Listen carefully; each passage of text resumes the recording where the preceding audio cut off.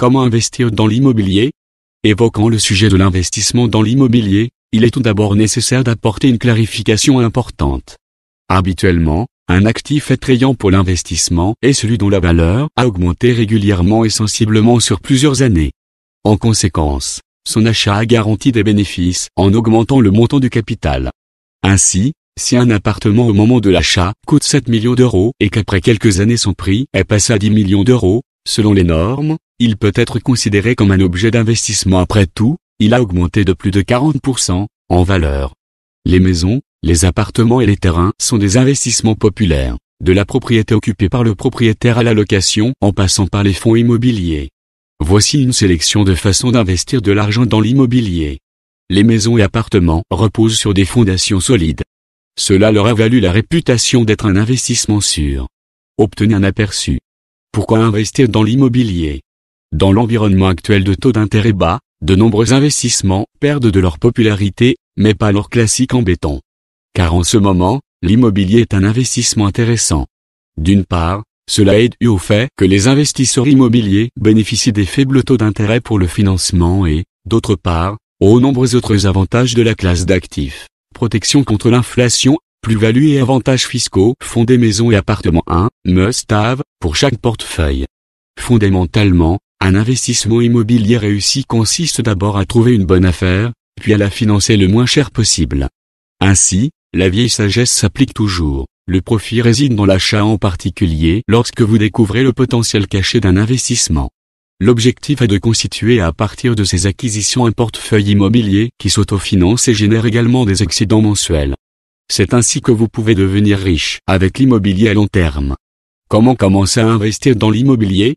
Quiconque pense qu'une grosse somme d'argent est nécessaire pour investir dans l'immobilier se trompe. Il est possible de démarrer des investissements via un consortium immobilier, par exemple. De plus, l'acquisition d'une propriété dans un consortium ou d'un terrain en copropriété sont des alternatives viables pour investir de l'argent, même s'il ne s'agit pas de gros montants. Cependant, il est important que ceux qui ont l'intention d'investir dans l'immobilier pensent rationnellement. Cela peut sembler évident, mais lorsqu'il s'agit d'investir, aucune décision ne doit être prise sur un coup de tête. Pour cela, il est important de garder à l'esprit si cette propriété, qu'il s'agisse d'un terrain, d'une maison ou d'un bâtiment commercial, peut réellement générer le profit souhaité. Les maisons, les appartements et les terrains sont des investissements populaires. Cela leur a valu la réputation d'être un investissement sûr. Vivez dans votre propre propriété. L'utilisation personnelle d'une propriété apporte tout. Parce que c'est une bonne pierre angulaire de la prévoyance vieillesse. Souhaitez-vous savoir combien d'argent vous avez payé à votre propriétaire au fil des ans? Faites le calcul depuis votre entrée en location.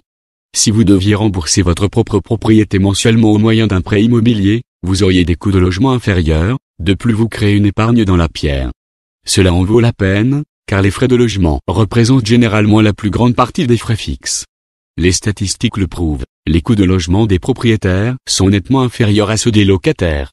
Louer une propriété. Des revenus locatifs réguliers complètent vos revenus. En supposant que les revenus de la location dépassent les dépenses de la location. Que cela fonctionne dépend principalement de l'état de la propriété et de son emplacement. À combien s'élèvent vos frais d'entretien? Le quartier est-il apprécié des locataires?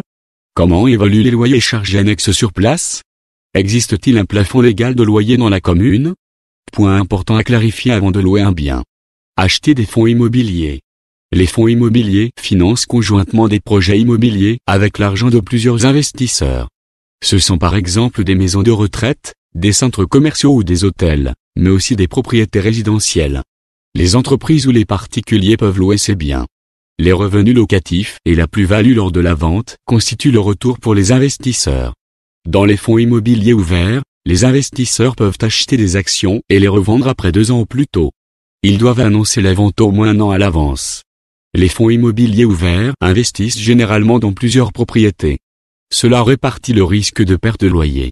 Les fonds immobiliers fermés n'investissent généralement que dans un seul projet immobilier. S'il y a suffisamment de capital pour financer l'investissement, les investisseurs ne peuvent plus acheter d'actions. Vendre des actions est plus compliqué qu'avec des fonds immobiliers ouverts. Financement participatif en fonds propres pour l'immobilier. Attention au risque.